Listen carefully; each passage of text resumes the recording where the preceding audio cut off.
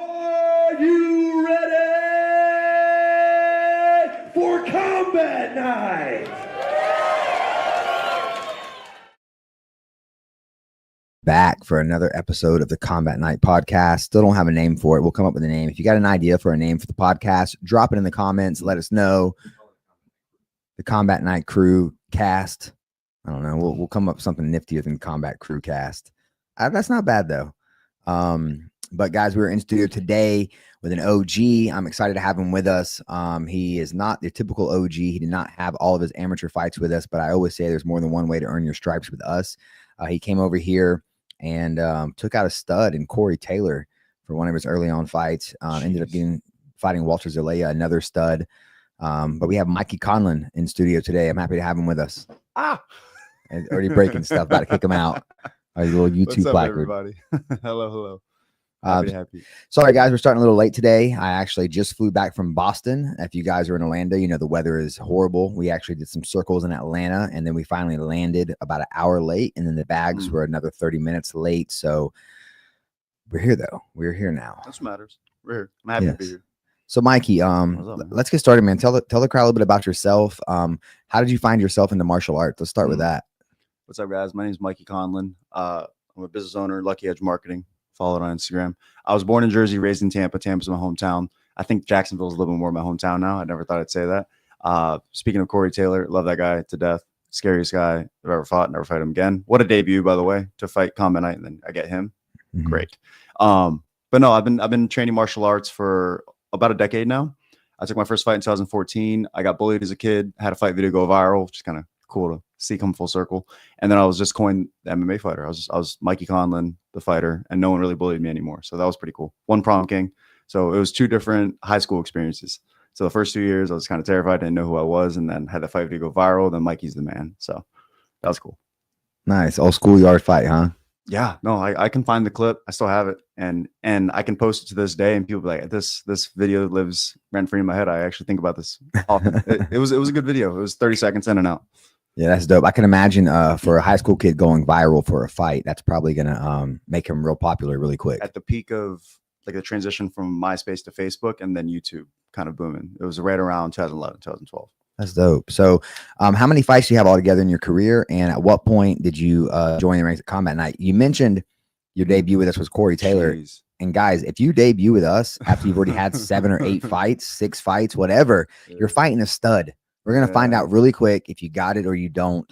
And you're going to find out really quick what the competition is like at Combat Night. We're not going to throw you a bone. You're going to get a stud. Yeah. So Corey Taylor, we can't say enough nice things about him, but that was a nightmare of a fight. My arm doesn't work the same. It actually started bothering me today. Ever since that fight, when he armbarred me in the 3rd round, it took me 3-4 months to recover, to be honest. So, but what was the question again? I apologize. How many fights you have? How you found your way to Combat Night? 15 fights total. I've had way more fight camps than that. I'd probably say close to 22 fight camps in total. Just fights not coming together, falling through, which is okay. So it means every fight camp I got better. But I took my first fight in 2014 after training jiu-jitsu and getting my blue belt in 6 months in Tampa. I fought a guy. I've always fought, when I first started in the amateurs, I always fought guys more experienced than me. I don't think I've ever really said no to anyone ever. So it's just whoever comes across the desk, which is the attitude you should have, especially in the amateurs. So I think it's the same for the pros as well. But I took my first Combat Night fight in 2020. So about 5-6 years later, I had 6 fights. I was on a 2-fight losing streak, 2 years inactive. I didn't fight. And it was super random. Lucas Alexander, one of my best friends, UFC fighter, he commented on a post that you guys made. And you guys had put a post, hey, we're looking for a guy for a title fight against a 4-0. If you're qualified, we'll give you the title shot, something like that. And then Lucas commented under and tagged me. I'm like, hey, I'm not, qualified necessarily, but I'm always down to throw hands. What's up? And then it ended up being him. And I found out he was Filipino, and I ended up calling Corey Lumpia randomly. What does that mean in Filipino? It's the best egg roll in the world. Like outside of me being Filipino, it's genuinely delicious. It's a tiny fried pork egg roll, and you dip it in sweet chili sauce. It's phenomenal. And you've been to Over Rice? Yeah. No, I love Over Rice, but sometimes the fans don't know what a lumpia is. It sounds like an insult. It sounds like he might have a problem getting it up. A lumpia. I still call him lumpia. Why did that come to mind when you saw Corey? I remember it was 2020. I think something with my Instagram. I had said something offensive, offended someone, got reported, and then I was on my food page. Yeah. I was on my food page and I commented Lumpia. I don't know. Okay. Okay. How was that experience for you? You know, you had fought for a lot of other promotions, and then you come in here for Combat Night, first time fighting one of our studs, a 4-0 guy. Jeez. How was that experience? It was awesome. I got a main event slot the first time I ever fought for you guys. It was in a really, really big space. It was the ice skating rink from Iceplex from Jacksonville. And it was a surreal experience. And everything that happened after that is still surreal. Like we're talking about Corey. But Corey's one of my absolute best friends. I'm an uncle to his kids. When I have kids, he's gonna be an uncle to mine. I love Corey to death. He's a long lost brother. He's genuinely me in another life. But everything that happened that night, it was surreal in terms of the weight cut was hard. The weight cuts are always hard. But I remember it was me, Donovan Hendrick, and Alejandro Bugal. And we were all in the same car together. And on the way to weigh-ins, Donovan had a tour bus that we drove. So being in that depleted, state, driving 2 hours to the weigh-ins, kind of gangster, but I was just happy that there was a little cot I can sleep in. And then weighing in and then driving back was a completely different experience. But we had that on the way to the fight as well. So when I got my arm broken, everyone was celebrating, drinking, smoking, whatever, in the tour bus. And I'm just like, dang, I have a belt, but I'm like, dang, my arm hurts really bad. And then I was actually, like I had said, I was out for 3-4 months. Yeah. His dad is the manager for Joyner Lucas. Amazing. So they have the tour bus they take Amazing. around, and yeah, it's pretty cool that, Donovan gets that extra little rub whenever he's going out of town and stuff. Absolutely. I miss Donnie. Yeah. I think you'll see him fighting again soon, probably in August. Amazing. Speaking of fighting again soon, what do you have in the books? Oh, I just signed what was my third opponent, but my second contract. It's okay. But I'm getting my 4th pro fight, essentially my 6th pro fight, but I'm up in 27 days. It's going to be in June 21st in St. Pete. So hometown kind of. And what I did in St. Pete last year was pretty exciting. Not what I planned to do, but whatever happened, happened. And I'm excited to see what happens this time. So I'm excited to be under the banner for you, potentially Combat Night 200. Was that yeah, we're right there. We're getting really close. Keeping track, I see. We have done over 200 events now, with obviously different promotions, and like we help people run the behind the scenes of some events. But yeah, for Combat Night, we're coming up right now, right about 200. Your last fight was in St. Pete as well? My last fight was in Jacksonville, October 27th. That's right. You fought in Jacksonville. Yeah. So the guy was making his pro debut. Super cool guy. I was supposed to fight him for another promotion randomly. I remember I had booked a fight while I had a fight with you guys. That didn't go well. I got to focus on one fight. I don't know why people do that. Kind of gangster, kind of not. But I ended up getting Daniel Miller in my last fight. He was actually streaking. It was his pro debut, but he was on 4 fights in a row. And it was a guy that I knew had to be there all 15 rounds. So the fact that it ended in the way that it did was kind of shocking. And I genuinely felt bad when it did happen. When his knee hit the ground, I was like, no, he shattered his ACL. Yeah. Is that what happened? Did his ACL? No, he's fine. I think that when he went out standing, which is a wild finish in MMA, honestly, I've never seen it. I've seen rear naked choke standing, but never going out while standing. Yeah, they usually jump or do something crazy before. Yeah. So he had collapsed under me, and I also didn't know I had it. I'm like, dang, I got 15 minutes left here. I gotta figure something out. I gotta do something. And then he just kind of tapped as he was going down, and then he was out. I'm like, oh, that was his knee. Because you have 180 pounds, 185 pounds on your back. You're falling back with your knee. I felt bad. I genuinely felt bad. Is that what you weigh on fight day? 180? I gained 25. I'm about 80, 85. I've hit 85 once, but that's the regain. Okay, nice. Your opponent for June 21st is coming off a very impressive knockout. I would dare say maybe the knockout of the year at this point. Oh, wow. And it could be the knockout of the year. Did you see anything in his fight against in Jacksonville? I watched it live. I thought the first round was competitive. I thought Timmy lost. We love TK, but I thought Tim lost the first round. And then it didn't seem like there was a sequence up to the finish. It seemed that the head kick came, and then the spinning what looked like an elbow, but it was actually a back fist, came after that. So it seemed completely unorthodox. I'm sure it's something he's, drilled and planned for, but I didn't see it happening that way. And spectacular. I'm like, dang, that's That's awesome. Then I also thought to myself, dang, that wouldn't happen to me. Okay. So that's how a fight game works. So yeah, now you're fighting him. So now you get to put that to the test. Yeah. He did try to set that up a couple times during the fight. He did just Mm-hmm. kind of turn around with it. So I think it's definitely, like you said, it's something that he's trained. Segredo has been with us for like 10 years now. Insane. So it's pretty cool. He posted a picture of the first medal, which was like, the size of like a $50 maybe, or maybe like a small sand dollar. And then the new Combat Night medal, it's like 4 or 5 inches big. Blinged out. And it was just cool to see like our evolution as a promotion and the medals themselves. And he made a cool post about it. But I'm really excited about that. You mentioned earlier that you run a business. I try to tell guys all the time, it's not a matter of having a plan B in case plan A doesn't work out. It's more about just having more options, not telling yourself you're only going to be a fighter. I'm putting all my marbles in that bag, because at the end of the day, there's so many things that can happen. You could, be in a car wreck. You could tear your ACL. There's so many things that could happen that could sideline you maybe forever or just for a year. But even for a year, you want to have something you can fall back on to keep your time, stay busy, make money, most importantly, because in the fight game, you're not going to really make a lot of money until you get to the top. Even then, 100%. you're not really Don't making get into money. fighting for money. 100%. No. So, what is it that you do, and what brought you to that? I have a few different mind frames, or at least thoughts I want to share. I'll start with the first thing, which would be my business. I run a marketing agency called Lucky Edge Marketing. I've had it for about 1.5 years. I've had a lot of cool experiences. I mean, the first week that I've had it live on Sunbiz and I had an LLC, we threw a charity event about social media, and we gave out all the sauce that we have searched and sought after, and we cut the corners for people having to research that stuff for themselves and have to teach themselves that. So there's a lot of value that we provided, and we raised a few $100s for two different charities, one for anti-human trafficking, the other one for feeding hungry kids across the world. So I think that's pretty remarkable. That touched my heart. But I signed 2 clients this month, which is huge for me. I've never done that in ever.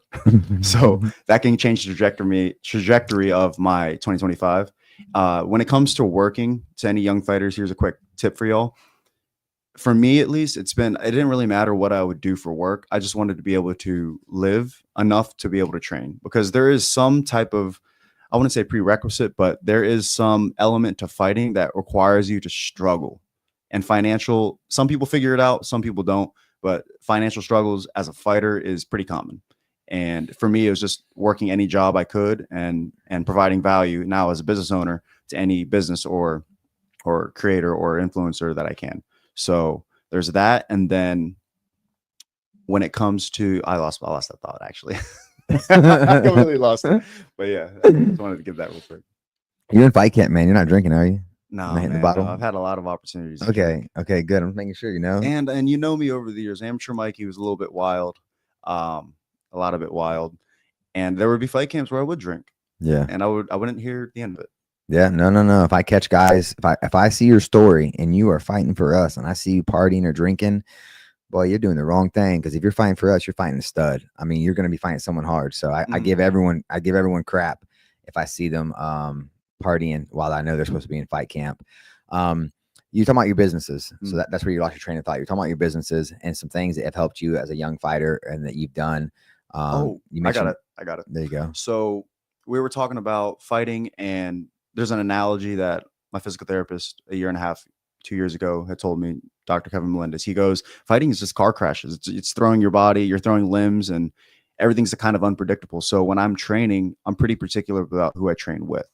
I think that there's ego in anything you do in life, but there's also unhealthy and healthy ego. So I'm very particular with who I decide to train with. And I'm not perfect. I've lost, my cool on the training mats, but I train with intention. When I'm on the mats, I want to get better. And I want to train with someone who also wants to get better and not just trying to win around. I don't care to be that guy in the gym. I get beat up all the time. It's 10 years in, 10 years of training. I get beat up every single week of my life.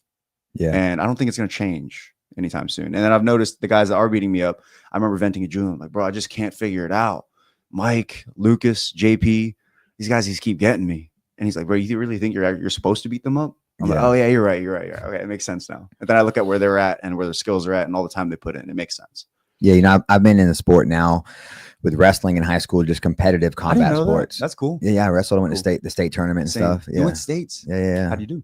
I won my first round, Okay. and then I got beat two matches in a row. Ah, But I beat the number 1 seed from another there's a region. wrestle back to Yeah, yeah. So I beat the number 1 seed from another region because I was a number 4 from my region.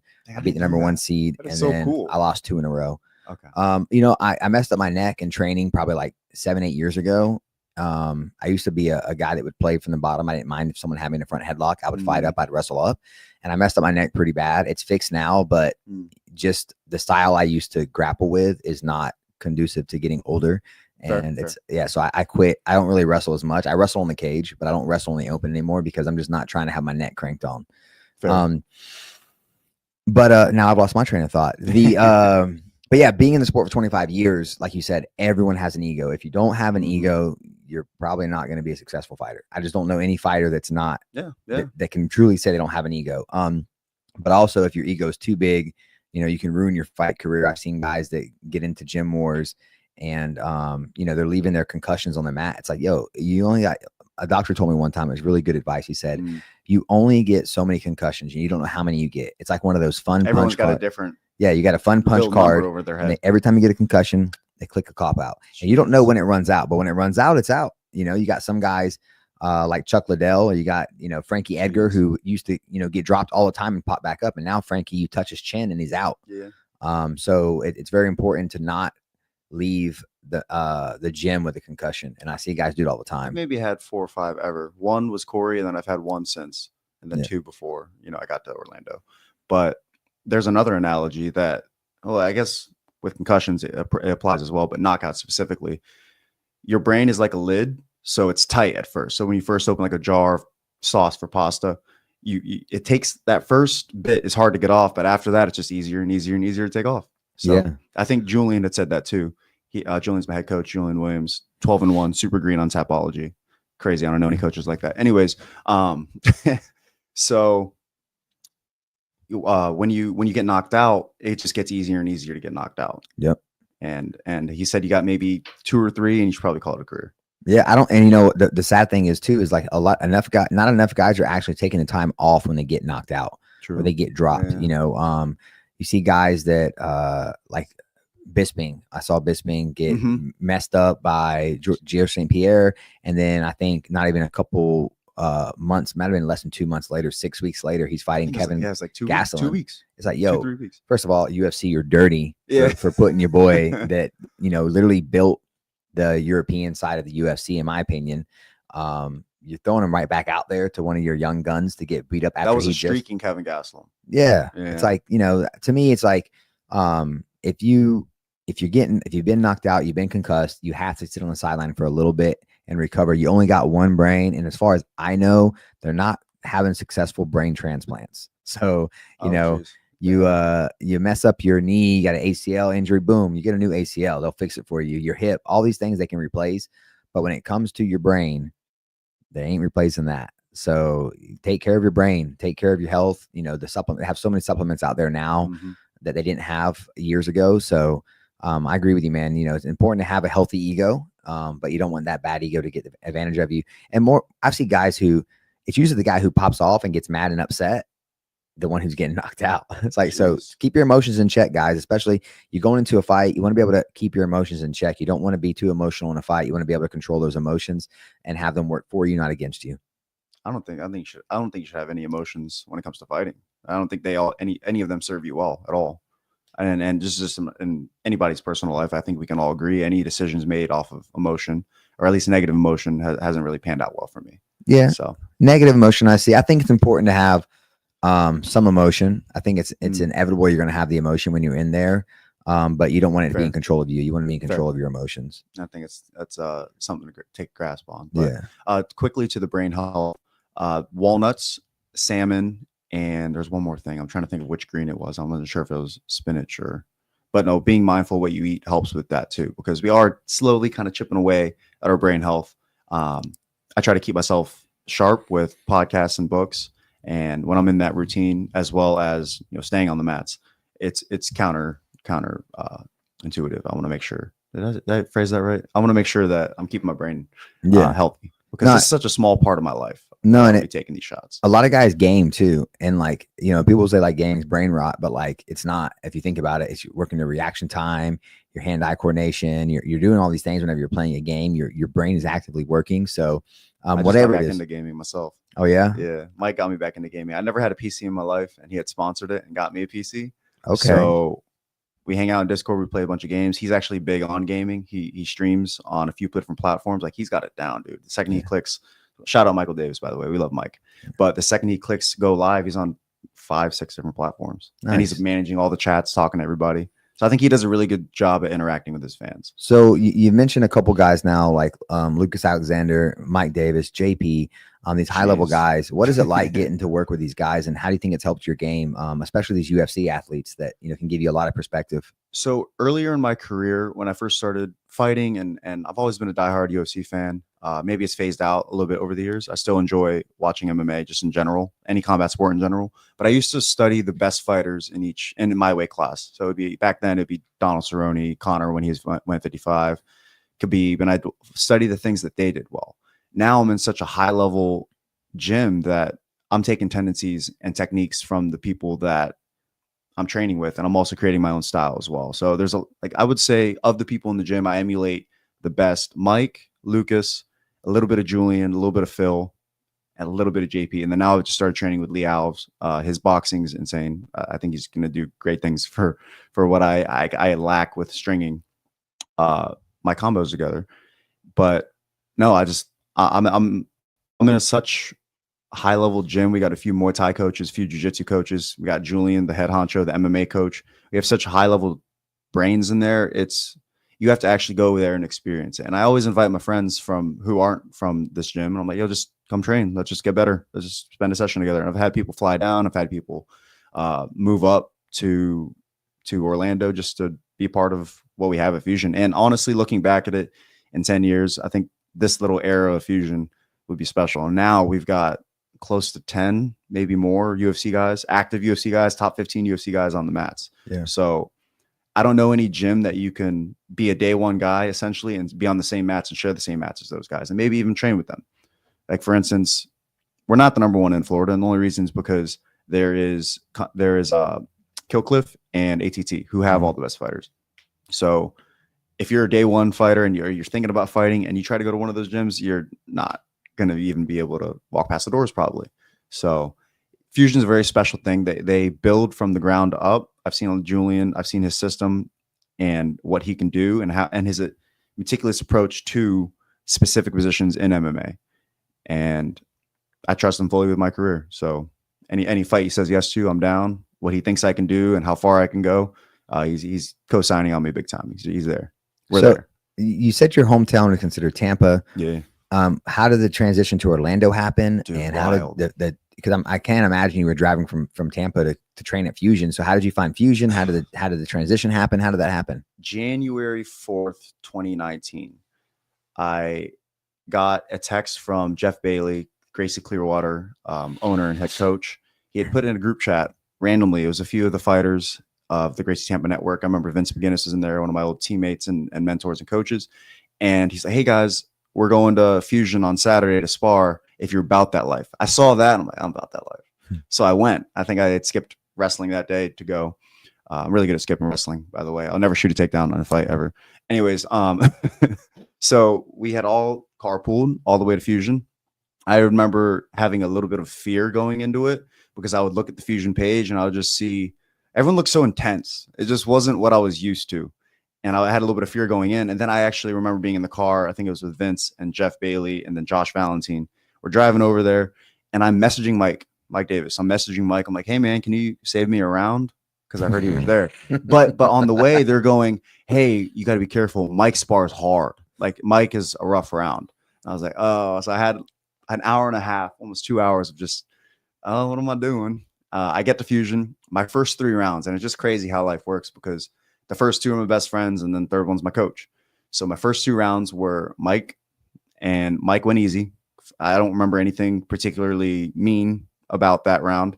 And then Lucas was my second round and he went easy. I'm like, dang, that's not what I go through now, to be honest. And then the third round was Julian. I don't really remember him beating me up, but he turned me into a highlight reel. He had done this robot he had mocked me. It's funny. He actually, I did it to him last Saturday, but hey, he's still sharp too, by the way. He just got back on the mats. He's killing it. At whatever, what is he, 41, 42? Julian's killing 41. it. He's dogging UFC fighters now. He's the man on the mat. He has some type of healthy ego, I think. He's just, I'm the top dog. Yeah, I like it. It's a fun ego for sure. I like it. But anyways, Julian had done some robot step and then leg kicked me as I went to go check it. I fell on my butt, and then he had made a video about it. And it's funny. I should probably post that and resurface it. But those are my first 3 rounds. And then I thought to myself, dang, this level here is insane. I had gone with a lot of really talented guys that day. I had watched Vince McGinnis. I still have the clip on my phone. I don't know why I have it, but I had watched a clip of Vince McGinnis and Phil spar. And it was just super high level. And it was honestly a different style of Philly too. Like I don't know why he hasn't posted it. It's such a good clip from both of them. It was the last round. Everybody was watching it. They just knew like, oh, this is a round we all have to watch. Yeah. And yeah, I gotta get them to post it. It was a good video. But my transition from Tampa to Orlando, at the time I had a girlfriend. We had both went to high school together in Tampa, but she had lived in Orlando and she had worked across seas. She was an actress for a cruise ship in Japan, super random. But she had moved back and then it was moving back to Orlando. And then randomly, my old coach was Billy Q. Billy Q didn't like me. It came, so whatever. It happens. Not everyone's gonna like you in life. It took me a long time to figure that out.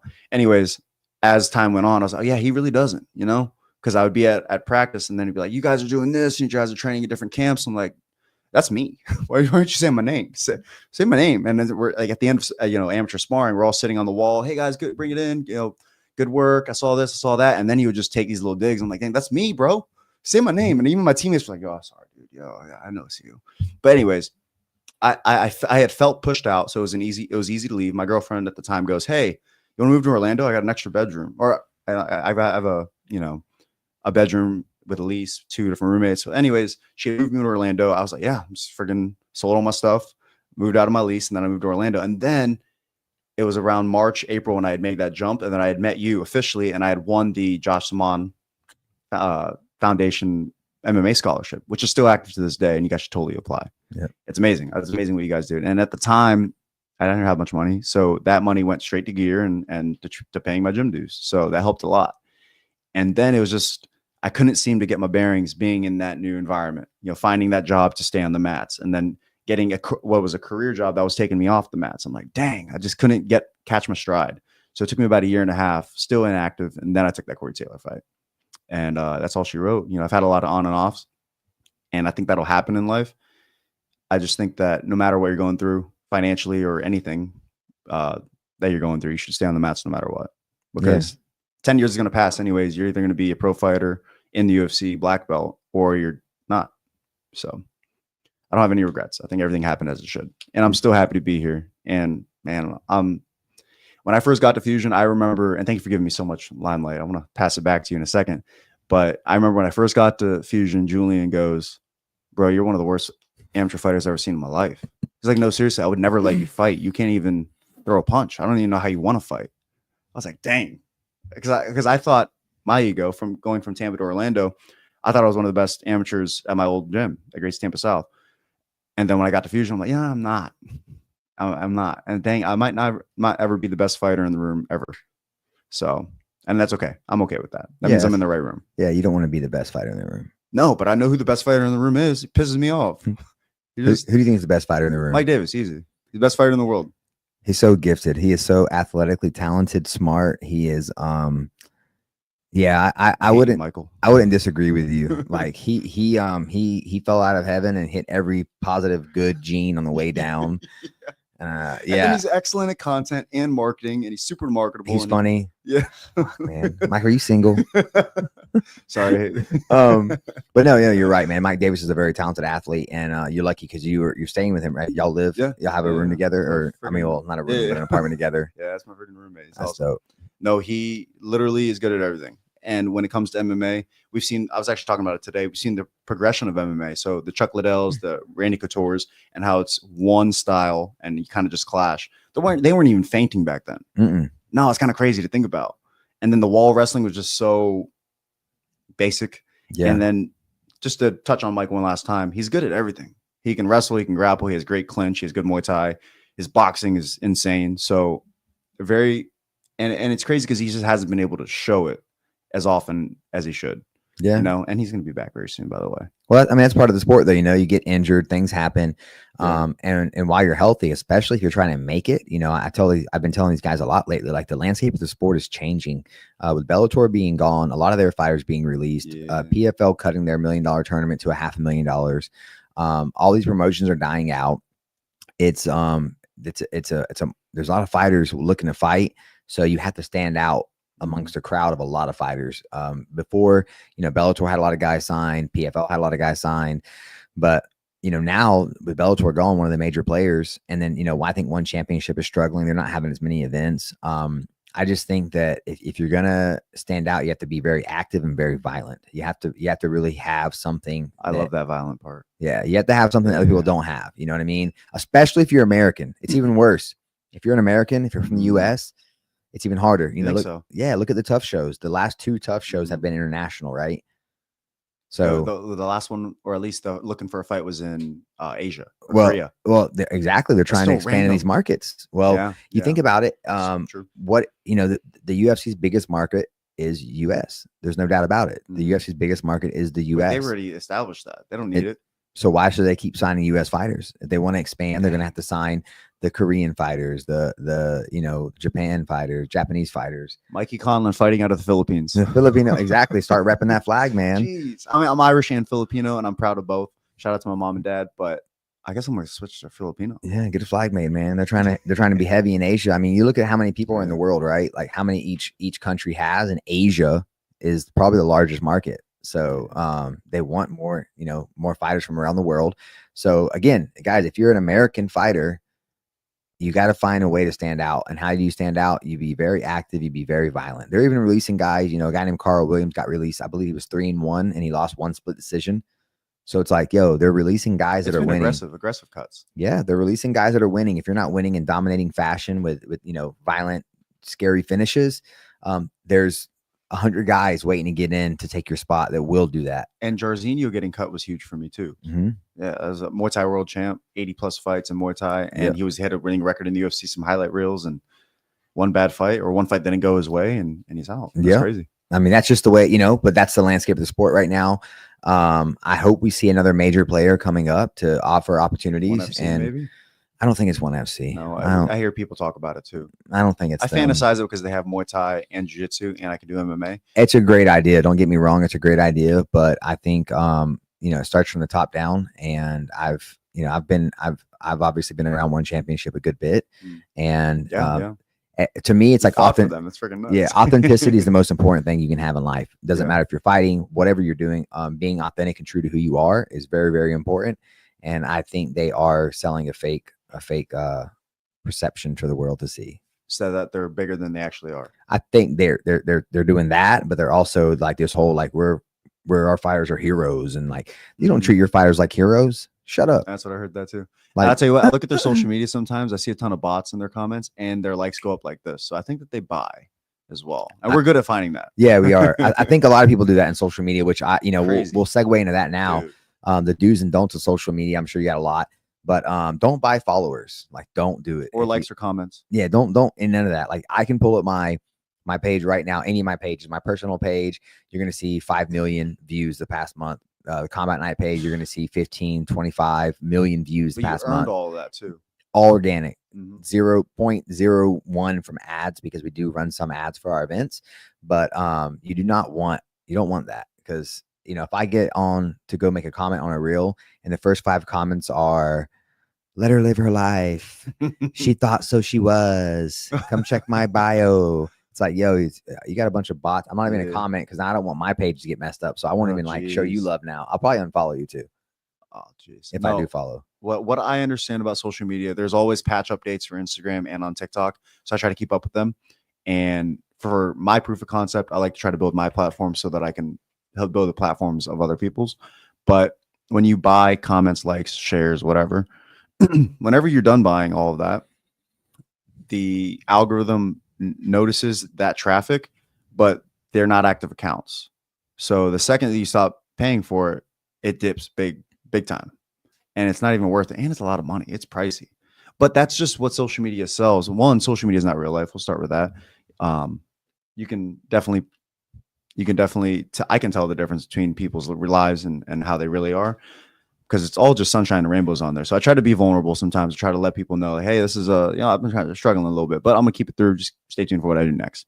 Yeah. But anyways, when it comes to social media, I think that there's all these quick endorphins and quick what's the word I'm looking for? Quick little hits of validation too. You know, a like, comment, all of that. So everyone's putting their best selves forward, and we're looking for validation from other people, from people who probably don't even really care that much. So it's a weird space, but at the same time, that's the age that we live in. I honestly, as much as I'm on social media, and that's pretty much all I do now, I do wish that I was living in a log cabin with my wife, you know, had my own food, all my own stock, and just lived peacefully. Like, I would love that. So that solstice, that peace, but that's just not what we do. And then when you're a fighter, you can't really do that. You don't get opportunities given to you when you're just hiding in your own shell, to be honest. Yeah, it's very important for fighters to understand content and put themselves out there. You know, it's just like I always tell people, whatever they're trying that's new, whether it's just getting to the fight game, just getting to training, just getting into social media. You know, when you were a baby and you first started walking, you fell 100 times. Whenever you were learning how to use the bathroom, you shit your pants 100 times. You know, these things happen. You're Hundreds a lot. Well, at least 10. Okay. Yeah, fair. But you're going to fall on your face. You're going to post something that's really stupid.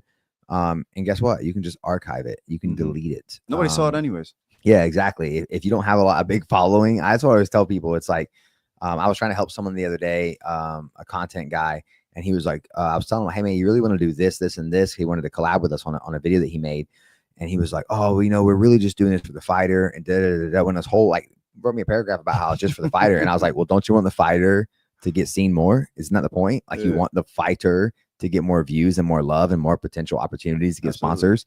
And how does that happen? It happens with more eyeballs. So yes, you should be concerned with these little details and making sure they're correct, especially if you put all the work in. If you put all the work in to make a video, go ahead and find out what fonts are working. Go ahead and find out where you should put it. Go ahead and find out a good caption. Like, take the extra little steps on the details so that it does have potential to be seen. The grid, the words on screen, the alt text, the hashtags, and knowing how many you need and actually get registered when people search a hashtag. And now there's the integration of AI. So AI is on TikTok. There's a very smart AI program on there. And then Instagram just integrated it as well. So for instance, we'll post Combat Night St. Pete, and then it'll have a little button for it that you can click, and then anything related to Combat Night St. Pete pops up. It's kind of cool. Yeah, it's dope. I don't mess with TikTok a whole lot. You always give me little tips to give to our TikTok account handler. We gotta get your comments going.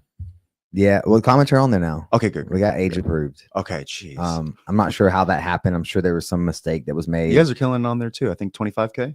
Yeah, that's hard to do. Yeah, that's our least popular one. YouTube is definitely it.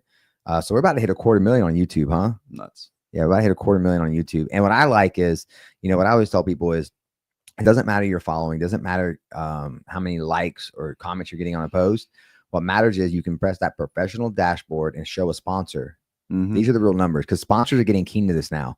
You know, 2-3 years ago, sponsors didn't understand. They thought followers were everything. They thought likes were everything. But also, if you have 400,000 followers and your videos have 2,000 views, we know.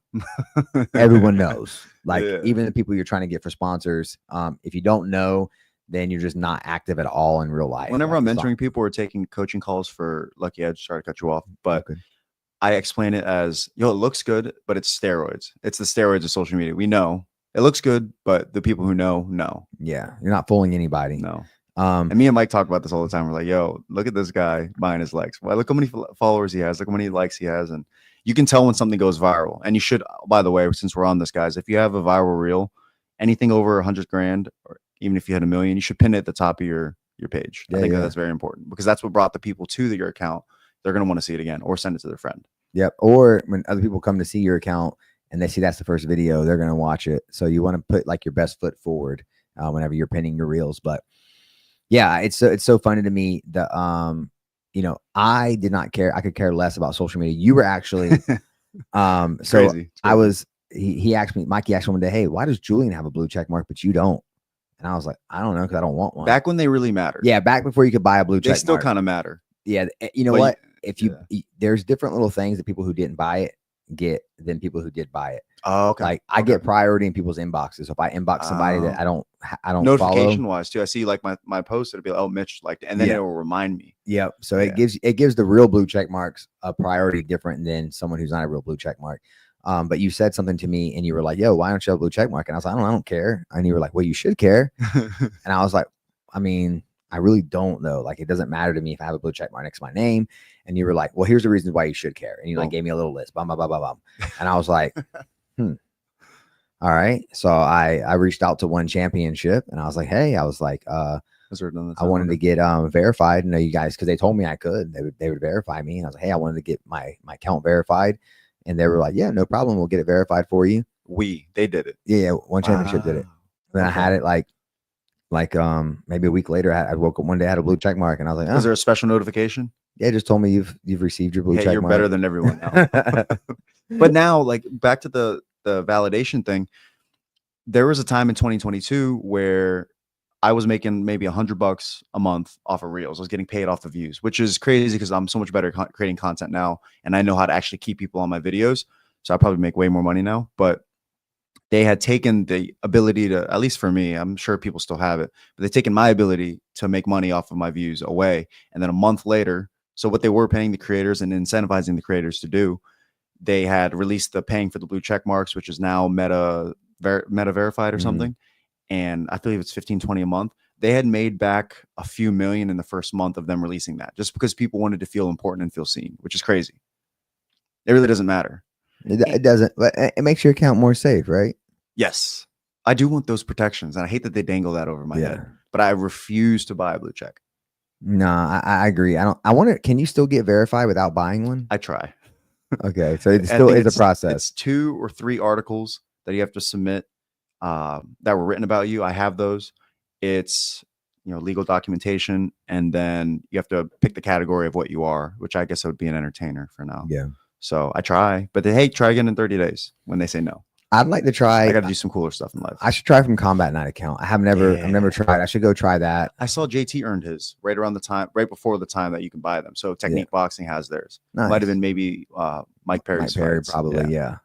I mean, a lot of the thing is like these companies have someone who works with, so they have like an in. They have like someone's email that they're emailing to be like, hey, we got all this stuff for this person. Can we get them verified? Because UFC has the same thing. They get their fighters verified once they're in, So I don't know. Got to get Combat Night big enough to start getting people blue check marks. Bro, you're well on the way. I was talking to Ramsey earlier. I would fight for Combat Night for the rest of my career if I could. I hope because at some point I'm gonna be like Angel Mercado. And you're gonna want to push me out. You should want to push me out. No, I want to push Angel. All you guys out. He's holding the belt hostage. Yeah, he earned it though. He's freaking dirty. I hope he's fighting in August. I know he's life is life in. Life, life in. Yeah, for sure. That's why I tell these young guys, man, especially as amateurs, if you can fight 4 or 5 times a year, fight 4 or 5 times a year. If you're healthy and everything's good, like there's no reason you shouldn't be fighting. You should not be sitting on the bench if you are healthy. And if you want to make a career out of it, especially if you're making the sacrifices of a good job and, you're not doing everything that you want to do in life, having fun, you should be fighting. Like I can't stand the most is a guy who don't have a real job. So he's not making real money. He's saying he's going to be a fighter. That's what he's focused on. I want to be a fighter. I want to be in the UFC, and you fight once a year. I don't care if you're pro or amateur. I've been that guy before. Yeah, I don't care if you're pro or amateur. You don't really want to be in the UFC. No. Go look at how Mike Perry got to the UFC. Go watch how Alex Nicholson got to the UFC. Those guys wanted to be in the UFC. They fought like 6-7 times. They fought like it. So when they were in there, there was no questions. There was no second, violent, scary. Yes. Even as amateurs, they had like 20, 30 amateur fights. So the activity, and that's, at the end of the day, you either got it or I really do feel like this. I think for the most part, you either got it up here and in here or you don't. And if you don't, it don't matter how you can't learn either one. Nope. It don't matter how technical you are. It don't matter how fast you are. You might still make it. I know guys that make it to the UFC based off of their talent and whatever, but they don't have the heart for it. And you see them, they break or they don't have the mental for it. They give up, they quit. So I think these 2 things you can't, if you don't got it, you don't got it. So go find out. Like I learned twice in my amateurs if I was made for this, against Walter Zelaya and against Corey Taylor. Corey broke my arm in the 3rd round. It was literally 6 cracks. Yeah. I was like, dang, well, it's already broken. I'm not going to tap now. So I went to my escapes. He followed me. It was a jiu-jitsu. It was an amazing fight. If you're a jiu-jitsu lover, it was all grappling. But with Walter, we had talked about it. He had elevated, like he had really, really shown up to fight that night. And that was, and I crave it sometimes, but that was a war. We were just, it was no defense, almost no feinting, just throwing hands. And I do crave that. And I learned a little bit more of what I'm made of, or whatever that guy who enters the cage is made of. I like to think it's an alter ego. I had this mind frame around when I drink, I'm a different person. I got coined a nickname for Drunk Mikey, which would be Dirty Mike. Hilarious. But sober me is a completely different person. And then I think about it, man, I really, really carefully curate my thoughts, and I have rituals and routines, you know, post fight weigh-ins, the meals I eat, the things that I watch prior to the fight that kind of put my mind in that state. And like, oh, that's a different person. And I think about it. I don't know him too well, but I keep trying to learn him. And Lucas had planted that in my head as well. He said that he looks at some of his fight photos and he goes, I don't know who that guy is. That guy's possessed. I'm like, dang, me too. Yeah. And I love that guy. And I think we all have that alter ego. It has to be. For sure. I think if you found something you're passionate about and you really love, there's a switch that clicks for you. It doesn't matter if it's Ramy doing production when he's locked in at an event and he's like doing what he loves. You locked in. I see you whether every it's event. me running an event or training or whatever. Like, I really love martial arts. I love every aspect of it. I love the training. I love talking to the athletes. Even just having coffee with somebody. You know, I just love being able to talk to somebody about their dreams and goals and like how they plan on getting there. I love picking fighters' brains. But you know, if you have something that you truly love and you're passionate about, you have that switch that clicks. The person who I see it the most whenever they fight is Val Woodburn. It is a scary. That's a different person. Switch. Yeah. Like, yes. No, that is the animal. Yeah. There's Val Woodburn, lovey, super happy, you know, easygoing, fun to talk to. He's goofy, but there is a switch. Kozlo has it too. Yeah. But there is a switch when that bell rings. It's scary. His highlight reels are nuts. No, I've literally gotten in the cage maybe too soon after he knocked somebody out, and he looked at me like he wanted to beat me like up. You were next. I'm like, oh my God, bro, this is intense. You're just staring through my soul right now, Val. You know who locks in really well too? Donnie. Yeah, Donovan's another one. I'm excited to see him get back in there. I think we got some big fights in store for him to because he's one of those guys, man. We've got so many guys at welterweight that I think deserve to be at the next level. Welterweight for Combat Night is stacked. Welterweight for the UFC is stacked. Yeah. So it's a hard division. Yes. It's a hard used division. to be 155. Yep.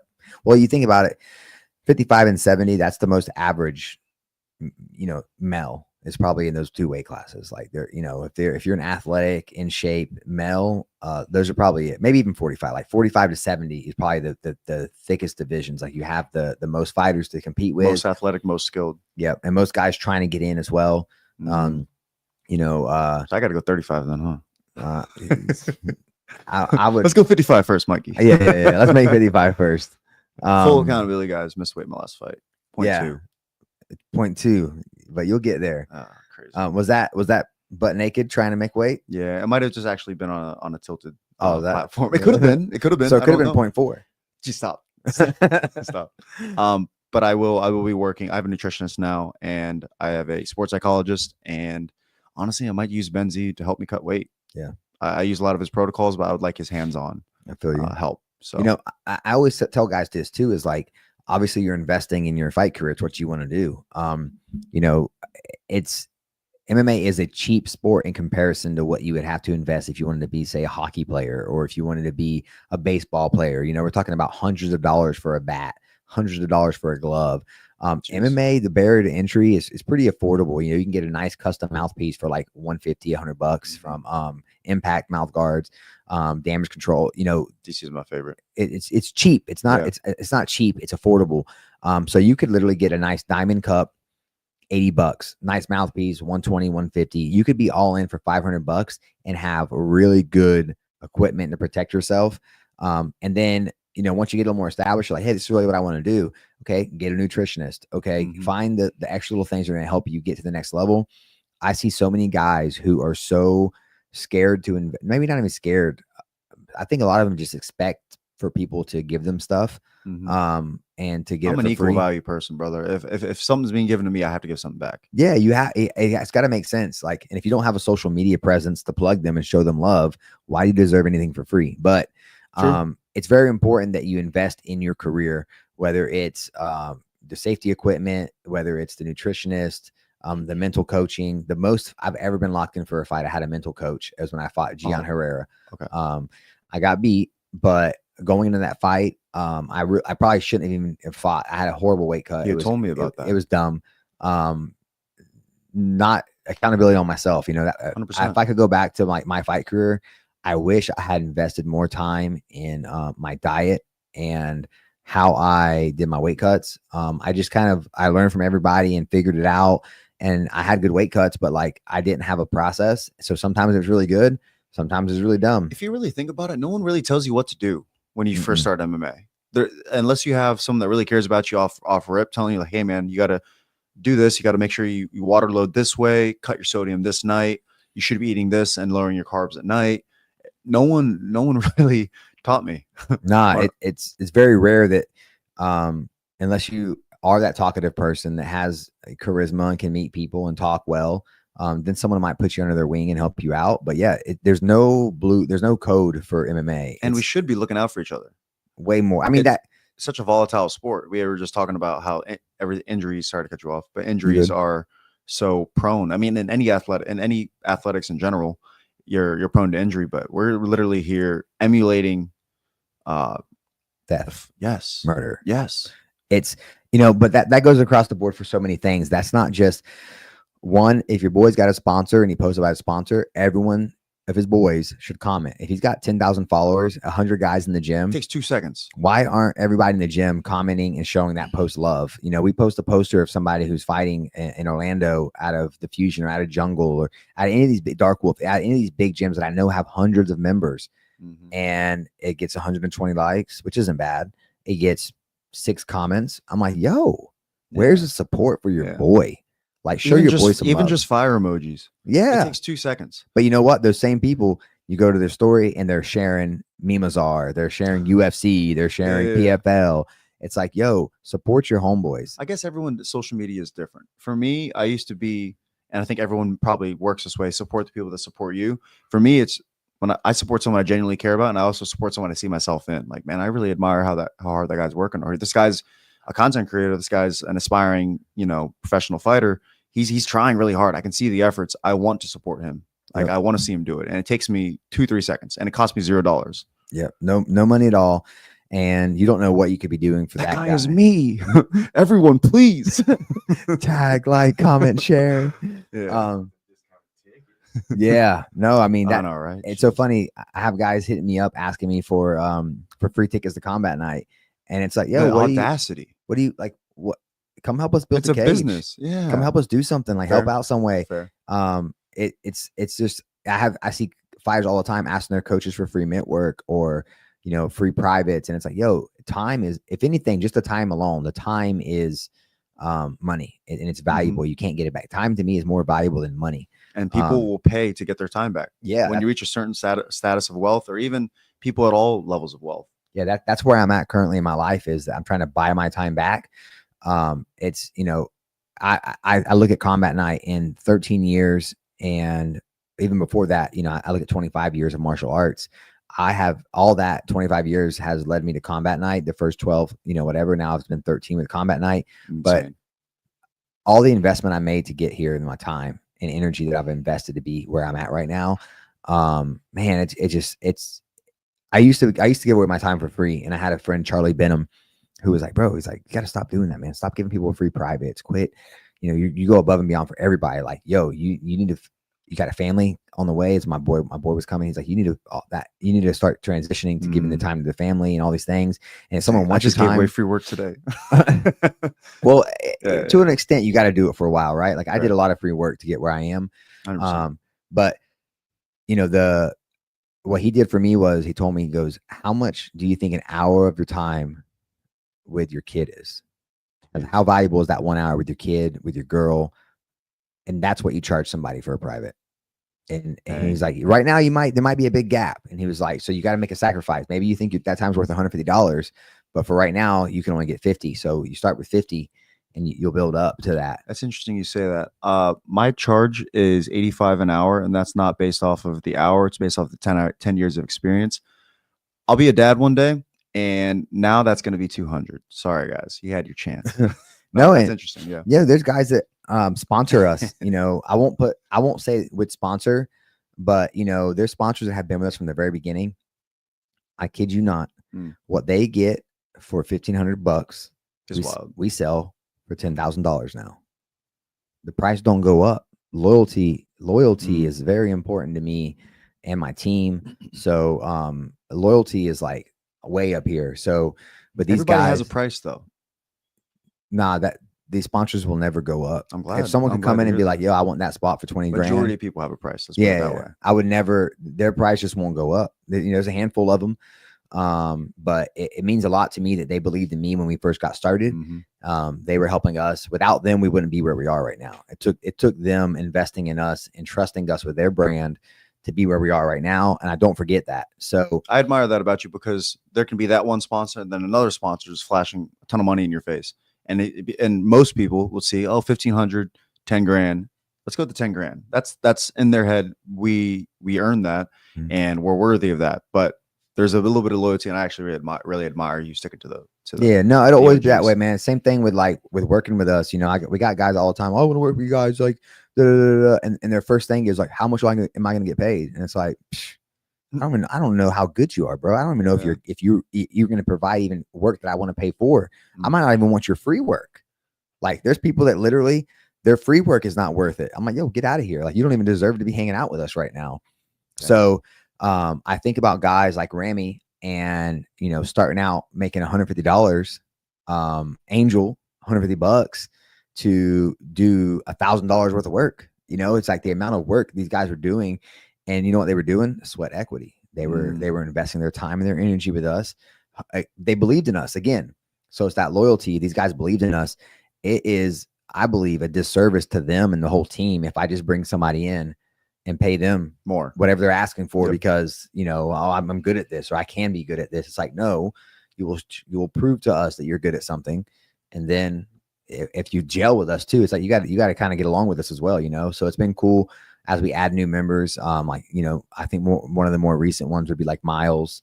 I love Miles. Faulkner. I love Faulkner. And we like pick them well. Yeah, these guys. Well, we don't really pick them. They kind of, if they make it, they make it. They stick around and they can deal with all of the shit talk and all of the running a show is wild. Would you mind getting into that? Yeah, I mean, because you're locked in when it, like you've got such a well-oiled machine that everything's going to be handled. But I know that there's just so many different moving parts. You're throwing a party, essentially a violent party. Yeah, nowadays it's a lot easier than it used to be. We have so many good crew members that make it smooth. Christopher Smart's another one. Retro Grappler just came on like in a more of a full-time role with us, and not with a sanctioning body. He started with Angel, doing stuff for the sanctioning body, and then slowly but surely, I was like, man, this guy really has a good head on his shoulders, and I can trust him. That's the most important thing. I got to be able to trust you that if you say I'm going to do A, B, and C, you're going to do A, B, C, maybe even D, E, and F. And it's taken care of. I don't have to come back and like helicopter parent you. And everything starts at the top. Like leadership starts at the top. So I would say the average employee, not even employee mindset or employee in general. Let's say crew member. Let's say the average worker in America will do, hey, A and B is my job. That's all I'm doing. Showing up, getting paycheck, whatever. But very rarely, and this is how I like to work. This is how you should work, because you have to understand the whole operation. I'm going to do my A, B, but if D, C, E needs help, it's the whole operation. I'm going to help outside of my jurisdiction, because that's how it should be. Yes. People should think that way. That's a requirement with us. Yes. If you show up and you enjoy all the hard work we put in for 8 weeks, and then when the event's over, you're just like, all right, I'm out, and you just run out, like, we're going to think about you a little differently. Like, oh, you're not going to help pick up a chair. Fair. Like, I mean, you don't have to. Cool. We do not have to, but there's somebody else that will come along that will go that extra mile. And that's the guy we're going to want to promote and get in a higher position, a higher role. Like I said, Christopher Smart, is a good example. We love retro. So it's not a requirement. It's just, I mean, if you ask me, I don't have I know we don't have employees. Like everyone has their own business they've created. So it's like a bunch of entrepreneurs coming together to work together, Amazing. which is why it's so good and why I love the environment and energy we have, because, you know, Ramsey has his own production company. Angel has his own sanctioning body, you know, company. Everyone has their own little company they're doing.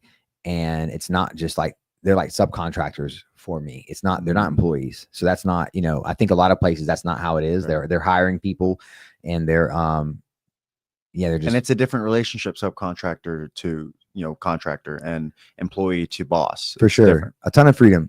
But they only get that freedom because they've proved it. Yeah. They like time and time again, they proved they're able to problem solve and figure out things. That's probably the most valuable thing all the guys on the team really possess for the most part, is the ability to problem solve. You know, they'll call me after the event. Oh man, this happened. Or like, oh, or I'll see something like, oh, something stressing that person out. Let me go ask them. And then they're like, oh man, I'm trying to figure out, blah, blah, blah, blah. And I'm like, oh, let me see if I can help. And I'll try to help them out.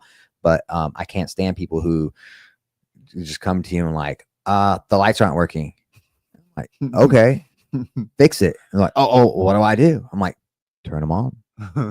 Go check the breaker box. And I have to like give you all this information to make you do your job or figure out something. It's like, I don't want to work with that person. And everyone that's in the Combat Night crew, they're a good reflection of each other. They're, from what I know, I have good friendships and relationships with all of them. They're all great people. So they all gel and coincide pretty well. Yeah. No, I really enjoy the atmosphere we have right now. And it's, you know, all the fighters come on board. So you've helped us out with some events. Yeah.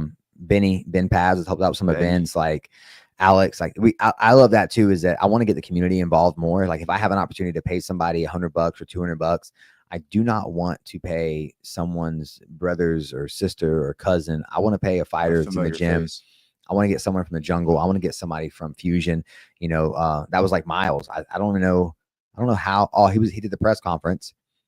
I believe so, right, Ramsey? He did the press conference. Like, yo, Miles can speak on the mic pretty well. Like, that's a skill too. Yeah. Did commentary first, and I was like, yo, let's give him a crack at, you know, announcing an event. And then over the years, we've just because, you know, these guys got to know how to run a show too. Like these guys got to know how to, like, when they need to fill in space, because we don't have a floor producer saying, oh, we got 5 minutes to kill, you know, and he knows it. He needs to understand, like, he's figuring that out on I see people lock in too. Yeah. So my conversations are very short because I know my conversation is not very useful right now. Yeah. He doesn't care if I know how his day went. He's constantly putting out fires, as you say. That's what I want. I want a whole team of people that put out fires. But I think that's important in anything that you do. If you're going to run a business, you got to know how to put out fires and really take care of stuff.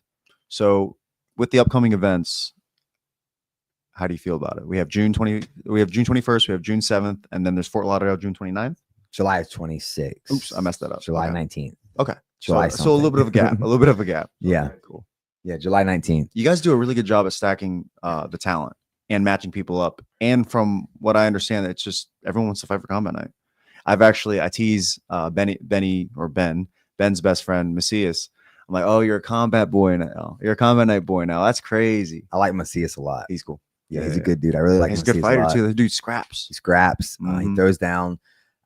I want him to be a little more mindful about not being hit. I think he could get hit less, but I think he enjoys it. You have some fights like that where you like to get in there and just scrap. Like, yeah, I could have avoided those 2 punches, but we're fighting.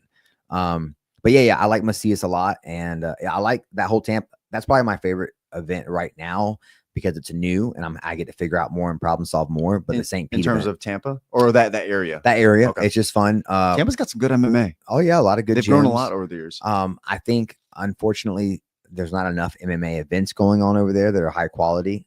Dude, remember the RFC days? You fought for RFC. I've watched a lot of my friends coming up fight for RFC. So I guess Combat Night is that promotion. Looking back, like in terms of when I was an amateur looking up at the pros, that was RFC to me. Yeah. Now you can see the amateurs turning to pros, and you can also see the pros on the way to the big shows as well. Yeah. So Combat Night's special, brother. I'm happy to be here. I mean that. I'm hoping we continue to grow and we continue to figure it out. Unless something completely random happens, you guys are on a crazy trajectory, and I'm just happy to be a part of it and contribute when I can. Yeah, it's funny. I don't recognize it as much, but whenever I leave town, it really hits me because we were in Saudi Arabia. People coming up to me. Yes. There was people from like Denmark. Lucas's opponent actually was not Lucas. It was Terrence. No, who was else? Terrence's opponent. Yeah. was like, "You're the famous guy. You do In the face offs in the hot tub in Yeah. Saudi Arabia, Riyadh, Saudi Arabia. And I'm like, yo, that's so dope. And then we were in Boston, and some kid came up to me, and he was like, yo, he's like, oh, you're the Combat Night guy. And he was like having a little mini like, Amazing. yo, and I was like, oh, what's up, man? I was like, how long you been following us? And just what's your name? He's like, I'm Showtime MMA. And I was like, yo, you comment on our stuff? Like, yeah, I'm always trolling. Oh, that guy talked smack to me once. Yeah, he probably does. You know, he was beating up one of the guys at the gym. He came into the gym. I think he moved to Thailand. I think I'd seen that he moved to Thailand. But he was saying something. You tagged him and you go, "Oh, come treat Mikey Conlon like that." Yeah, or something. That's what I remember. It was a random post. But I mean, it's just cool that these guys recognize us and the brand. I've had guys ask me, like, not even recognize me at all, and be like, "Oh, do you fight for Combat Night?" And I'm like, nah, something like that. And they're like, "Oh man, my buddy fights for Combat Night. I know who that is. I know just that playing is." it off. Yeah, I honestly, I don't want to have, not to be mean, but like, you know, I get enough random conversations with my ears, and like, it's like sometimes I just want to enjoy my family. I can't even imagine how a guy like Joe Rogan or any of these higher crazy, like, how do you even go out in public? No, you can't. It's that has to be miserable. Like when we were in Saudi, we went to Saudi in February, which was freaking awesome. I was telling Ramsey a little bit about the trip, but there were, and I tried to take pictures as much as I could. I forgot sometimes, but there were people who were stopping Lucas. There were people who were stopping Mike and Terrence, taking pictures of them. Like the diehard fans genuinely Saudis too, not like they were like Saudis. It was pretty dope that they knew. You know what really irritated me about that? What's up? They were all asking about Power Slap first. They were all asking about Power Slap. So there's a market for it. Clearly, I guess the MMA fans kind of crap on it and crap on Dana for it. But you know, if it makes dollars, it makes sense, I guess. Dude, I almost wouldn't even be here for this conversation. I almost shook a girl's hand in Saudi Arabia, and Ben had to, I'm sorry, he doesn't know any better. Hey, go, let's go. We gotta go.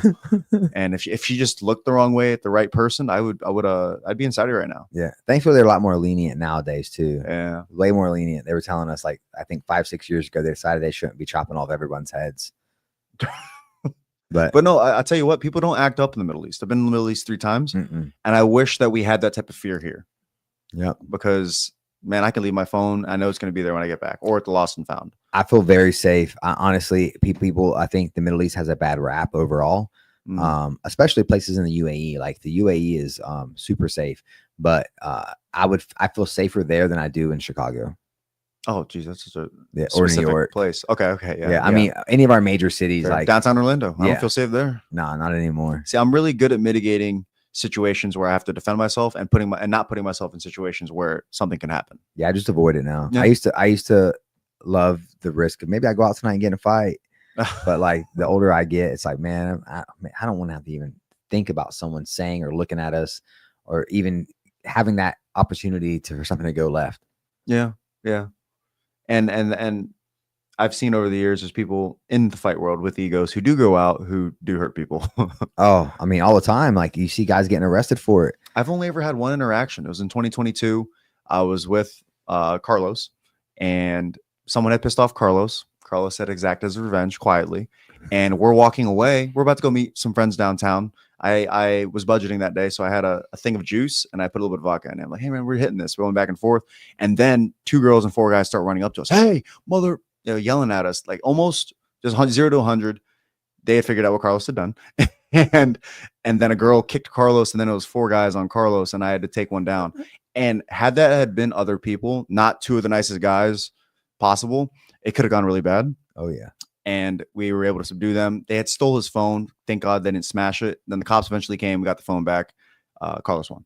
What did Carlos do? He can't get in trouble, can he? Legally, I don't know. Yeah, popped a tire. The guy cut him off, stole his spot at a parking spot. And Carlos is so chill. He's so chill. I'm surprised that he did this. And I've never seen him like that. And he was even calm when he did it. I guess he was pissed for a second. Can you open your car again? And then he put it in there. And then we just kept walking. And then we're just walking, blah, blah, blah. And then they start sprinting at us. And then it was just, there's no talking.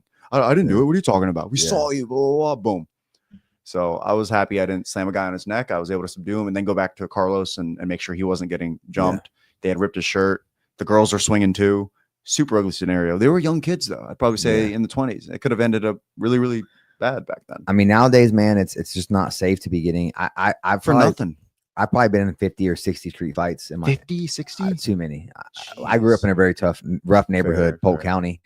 every weekend kinda. we wanted to get in a fight. It was like, we're Oh, going to get in a true. fight. So That's how you know you're made for it. yeah, no, I knew when my first fight, Josh the man was like, hey man, So I was childhood best friend. no. Okay, I met okay. Josh First when I MMA was in fight. college, and at the gym, he's like, hey man, you want to fight? And I was like, yeah, sure, whatever. He's like, all right, cool. We're gonna get paid $300, and I was like, I'm gonna get paid to fight, Is this like amateurs? bro. Oh, Yeah, snap. I never had an Oh, amateur there fight. was. Yeah, back then there was no Yeah. amateur. We careers. would go to Georgia and fight amateur fights, but they were like puffy gloves, shin guards. $300. Yeah, I was like, what? I was like, you're gonna pay me to fight? He was like, yeah. Wait. And I was like, Do you guys pay a Combat Night? I'm getting a cheeseburger to show up to weigh-ins, yeah, and I'm getting a tomahawk steak to win it. man. Tomahawk steaks are expensive, That's bro. true. It's like I don't fight for $150 money. I've made this very $150 clear. steak. I didn't know that I can negotiate a contract with you guys. That's crazy. Oh, maybe on the next 4-fight deal. Yeah, on the next one we'll talk about it. Tomahawk steaks, though, man, that's a pretty pricey. That's at least 100. I want a bite of it. I got you. Yeah. I'll give you the bone. Cool. Well, man, Yeah. let people know where they can find you on social media. Let them know when you're fighting next, and then we'll wrap this up and we'll get going. Oh, I got some questions for you first. I forgot. I want to make sure I ask. So I got 2 questions about. Everyone's talking 100 men versus 1 gorilla. Amazing. What do you think? One, I think the average man, if we're gonna go by numbers, 1 out of every 100 men can't see their own penis and defend themselves, let alone. So you might get more than 1 out of 100. You might get yeah. Well, sorry. I would say 1 out of every 100 can. The opposite. Sorry, flip that. There we go.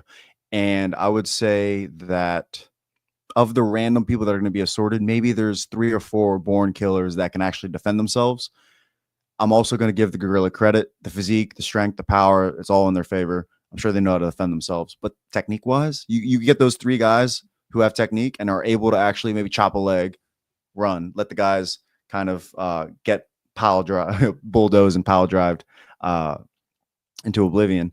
But maybe the 3 or 4 alphas that might slip into the 100 might be able to subdue them. But at the end of the day, I'm going to take the gorilla.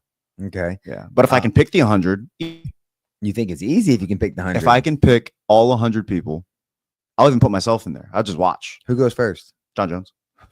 You think he's going to take that? You think like, yeah, I'll go first. It might guys. just be him.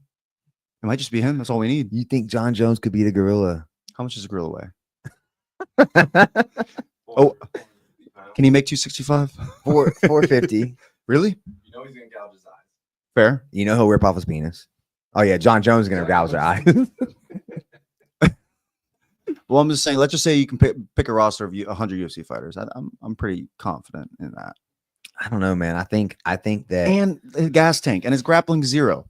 I think if it's 1-on-1, no chance. No, I not a think chance. if it's like y'all jump him Yes. and you're all on meth and you're fearless, yeah. Have you heard the Harambe song by Five the Fresh? No, I haven't. It's really good. I'll send it to you I gotta tonight. check it out. He just went viral for his Diddy song, so he's gaining a lot of traction on all platforms. Okay, send me that one too. I got you. So now Great question. let's a better question. 1 man versus 108-year-olds.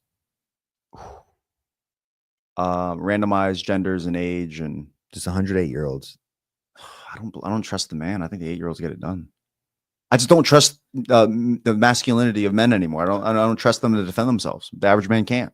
This is so funny that you think 100 men could beat 1 gorilla, but you don't think 108-year-olds. Because look, there could be those alpha 8-year-olds. No, but okay, sorry. I don't think that's true. I think You think one man can take them all out? I would 100%. Just nonstop. I'm front kicking. That's you though. That's you. I could. Well, I'm a man. Okay. There's 8-year-olds that are my size too. There's some big. We go to 8-year-olds. Walmart and pick out a random man. He's not beating all 108-year-olds. Probably He'll not. gas out. Yeah, no, okay. And the Fair. 8-year-olds are full of energy. Yeah. Though he'll have bite marks everywhere. They're all just But top you could beat 108-year-olds. 100%. Line them up. Okay. Can you?